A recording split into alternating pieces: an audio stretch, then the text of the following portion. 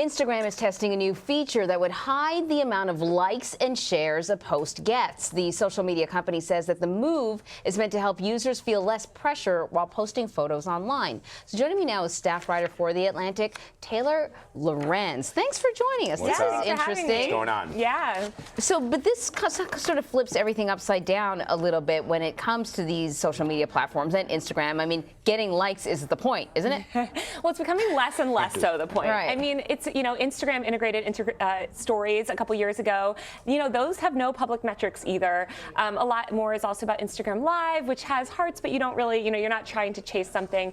And likes, especially everyone's really fatigued by them. They want kind of freedom. And actually, Instagram, I sort of talked to a few experts, and they feel like it might be hindering people from posting because you don't want to post that awkward-looking selfie or that funny picture because you feel like it won't get enough likes. But as Anne-Marie says, isn't sort of the raison d'etre, the purpose of being for these social media sites so that people can receive some kind of gratification, validation, in their sorry existence, which is my life, for the things I post. I'm guilty of it too.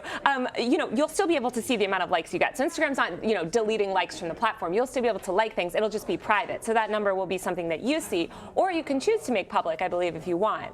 They're testing a lot of different things, but so you'll still be able to like photos, but that number won't be publicly available for everyone to judge you on. Is this going to do a number on all those Instagram influencers that sort of bank on proving that they get a lot of eyeballs and that people are interested in what they're doing? And bank being they get literally paid. Bank. Yeah. I mean, well, again, they'll have access to their own internal analytics, so they can still do those big brand deals. They can still monetize that effectively, but they won't be judged by the fans. So people won't be able to casually scroll and say, this girl only gets so and so likes. I'm starting to like this. At first, I was like, I don't get it, but now I am totally on board. So here's that function on your Instagram stories that allows you to see who actually viewed it, but not everybody can see who's viewed it. So you go through that, you're like, oh, okay, Anderson Cooper liked it. Oh, that's good. And you're like, and you feel good about yourself. More high-profile likers than me. Well, you get a little, you feel good. You still get the rush. You still get the rush. You just don't have that public judgment, and that's the way things are going. I mean, Jack Dorsey talked about removing likes from Twitter. Facebook moved towards reactions to give people a little bit more of a way to express themselves. So it could be a new era. So you've also been reporting on Instagram being the new home for hate. I think we talked about that the last time that you were here. Will this either hinder or tamper some of the far-right activity that we've seen gain traction on social media? Unfortunately, I don't think the likes are so much tied to that type of misinformation. Although a lot of those accounts were prominent sort of extremist accounts were getting a lot of likes. But a lot of the extremist content spreads through smaller accounts.